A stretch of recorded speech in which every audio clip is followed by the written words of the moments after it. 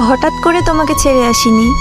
তোমাকে ছেড়ে আসার আগে নিজেকে ভাবনার গোল টেবিলে বসিয়ে বোঝাতে হয়েছে অনেক কিছুই।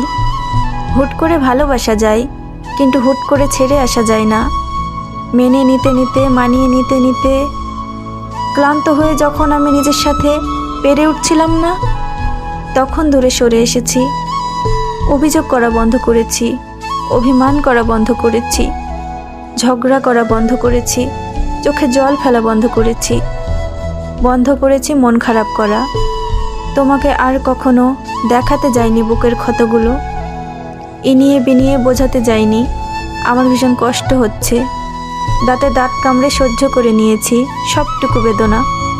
তারপর অনেক দিন পর ঝাপসা চোখ মুছতে মুছতে তোমাকে ভালোবাসাও বন্ধ করে দিলাম।